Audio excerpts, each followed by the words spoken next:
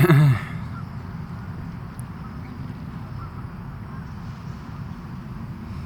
at the gym at the moment. We're back on the bulk. I got up to like 137, 138. And yeah, I went back down to about 130. So back on the bulk, got my gallon jug, we're at the gym. You know, there's ups and downs to the process with everything. And that's kind of the premise of the video. Just in life in general, I've just been kind of like resetting. That's a very real part of the process. And it's something a lot of people in this space don't talk about at all. You know, and it sets the standard of perfection. And when you aren't perfect, or when you aren't always optimally performing, it leaves you questioning yourself as to why you're not as you expect yourself to be, which is set on false expectations anyways. So it's like this big illusion, you know, and then you end up getting in your own mind about things. And one of the hardest lessons I've had to learn along my journey is that downs are just as valuable as the ups. You know, it's where you kind of shed your skin. When a reptile sheds its skin, it doesn't move a whole lot, you know, it kind of sits still for a couple of days and it does its thing. You know, it's not a lot of activity going on, but it doesn't mean that it's dying. It doesn't mean there's anything wrong with it. It's just going through its natural process. You know, and it comes back with a new layer of skin. It comes back healthier than before, more energized. And it carries on, you know. Continues to do its thing, and that's, I don't think we're any different. I think we have to shed our skin every once in a while. Or at least I certainly do. Oh yeah, I also got a haircut. Let me know what you guys think. It's back to the Brian Moser style. That's get that comment just about every day of my life. So I've learned to embrace it. I like this, you know, the super long hair. It's a bit more maintenance, and it was getting a little bit too much. I really had an afro if I didn't do anything with my hair, and afro's not doesn't suit me. So yeah, I cut my hair a little bit shorter, and it's October, guys. I haven't spoken to you since September something. We're in October. This is thriving season. This is my favorite time of the year. Better than Christmas, no arguments. Better than Christmas, it's just a fact. That is the only objective truth that I can define as a human being. October, fall, autumn season is better than Christmas. Fall festivities, Halloween festivities, horror movies, haunted attractions, pumpkin picking, apple orchards. I mean, come on. You know, like, it just doesn't get much better than that. And we're here, you know, we're here. So, you know, I'm at the gym and I'm hitting leg day and I'm hydrated and I'm full with good food. So life's great right now. And I got on the, I got this from Goodwill actually, and it reminded me of, what's his name? From Dexter as well. Dexter, that's his name. So we're in it. You know what I mean? I wanted to speak to you really quick. We're gonna speak a little bit more after I'm done the gym, I promise you, but I like recording during this time of the day because it's super just chill in my vibe. And the sun goes down super quick. So I was hitting my hamstrings and I'm like, dude, the sun's going down. I gotta speak to my people. So here we are. I've been, you know, people have been wondering, Tyson, where was the upload? I'm here, I promise you. You'll be fine. I believe in you. We got this.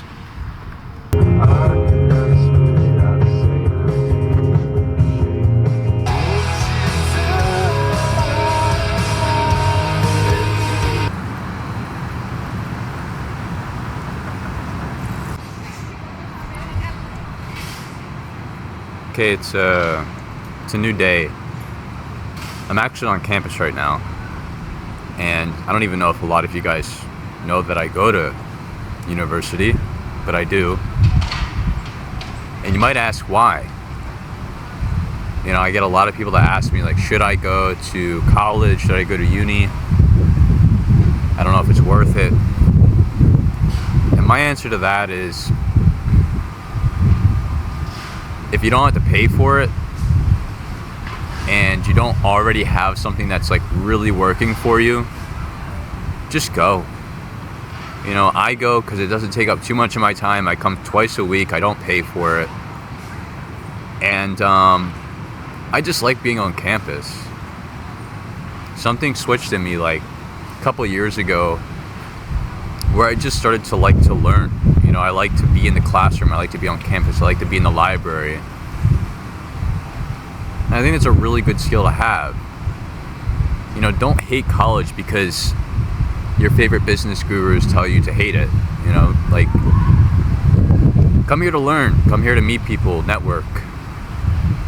If it makes sense for you. Like, if you're paying $15,000 a semester, like, definitely don't do it. Unless you absolutely need to. Like, you want to be a doctor or you're in STEM. But I like it, you know, and it's kind of like a reset. I don't have to, you know, I have time dedicated in my week to just learning and being in the classroom and studying. That'll be a very valuable skill for me for the rest of my life. So I value it. But to kind of continue what we were talking about before with the ups and downs, you know, and getting through them. It's not even, I shouldn't even say getting through them, because really you should learn to love them. You know, it's a love-hate thing, because how can you, like, the down times, the bad times, the ruts, like, they're bad because they feel bad. Like, you don't love them in the moment, you know what I mean? But like I said, they're a very real part of the process. So given that they're inevitable, because everybody, I don't care who it is, everybody goes through a rut. Everybody has downtimes, okay? So why beat ourselves up about it? You know, if it's really something that's ultimately out of our control, you know, like, it just doesn't make sense. So how can we learn to coexist? How can we learn to not shame ourselves or, like, get down on ourselves during those times and just accept it for what it is? So healing or bettering yourself doesn't always look like pure action. It might look like a whole lot of nothing for a little bit. And this whole mental aspect of, like, oh, I'm weak, I'm losing control, I'm whatever, that's just kind of an illusion that you created in your head. You might just have to sit still for a little bit. Sometimes it's all you have to do. And it's in your best interest not to, like, be your own greatest enemy in those moments. You know? You're, like, punishing yourself for going through what is necessary for you to grow. It's like, it doesn't really make sense. But this took me a long time to learn. A very, very, very long time. And I'm still learning that, you know? Like, I'm not perfect at it. I've gotten a lot better, for certain. And so what has that resulted in my life? Well, greater development. Greater development. The more I get out of my own head when I'm in a rut, the quicker I bounce off of it. The quicker I get out of that state. And well, why is that? Well, like I said, you create this illusion in your head, and when you identify with these weak thoughts, like I'm losing control or I'm not as whatever as I thought I was, then that's exactly what you'll be. And so you'll embody that identity that you tell yourself, and so you prolong this state, this rut that you're in. Whereas if you were to get yourself out of your own head and just recognize, okay, I'm in a rut right now. I'm not performing as optimally or as consistently as I usually do, or as I would like to. But we're here right now, you know, and I'm definitely not giving up. I'm going to continue to try my best. but I may fall short, you know, more often than I might want to. You know, I might wake up later. I might skip a few more days in the gym.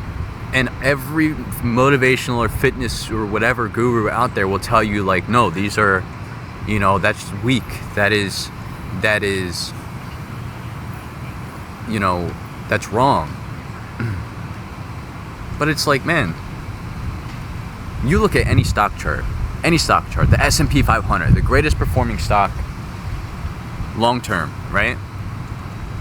The S&P, you know, you look at it all time and it goes up like this, exponential, okay? But you look at it on the day, the week sometimes, the month sometimes, and it's down. It has red days, it has red weeks, it has red months.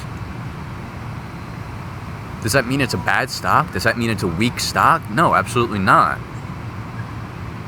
It's a natural part of growth. Like, it's just a law of the universe. So why am I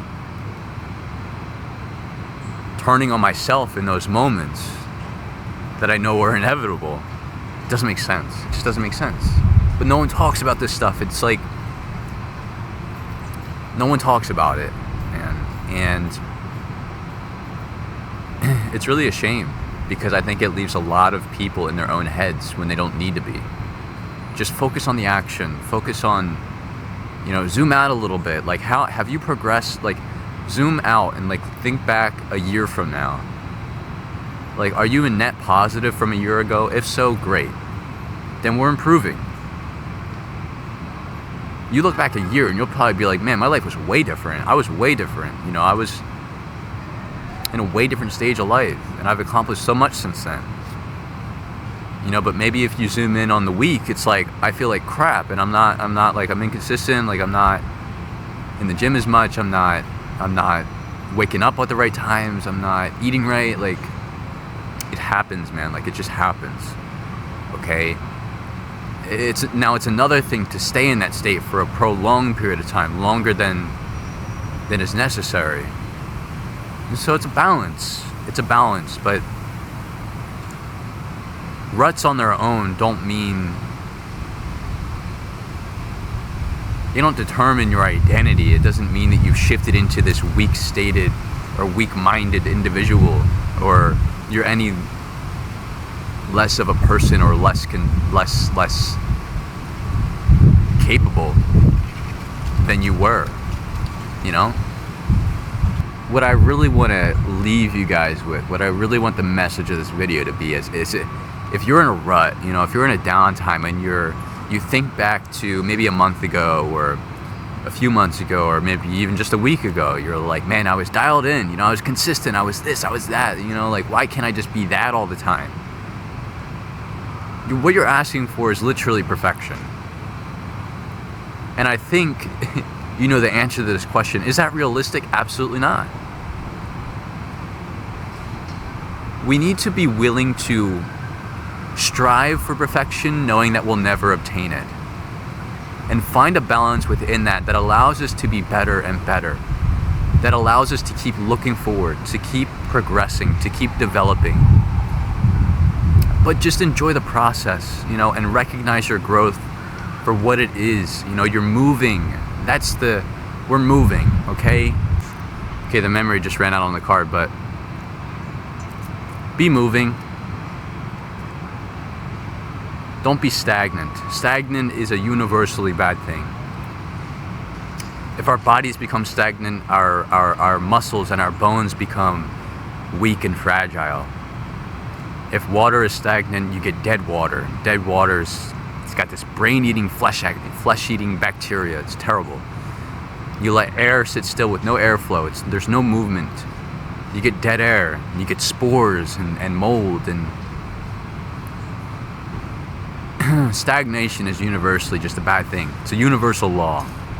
And so mentally, you don't want to be stagnant. Physically, you don't want to be stagnant. Spiritually, you don't want to be stagnant. If you're moving in all those areas of life, my friend, you are winning. If you're moving, you're winning. Like, the only way you lose is if you give up, if you stop moving. Even if you're moving in the wrong direction for a period of time. You're moving. And if you're moving, that means you're trying. You care, and you're trying to move towards something. You might not know exactly how to do it or where to go or what, but you're doing it. You know, you're moving your own 2 feet, and you should be proud of yourself for that. So I love you all. Thank you for your time, and I will see you soon.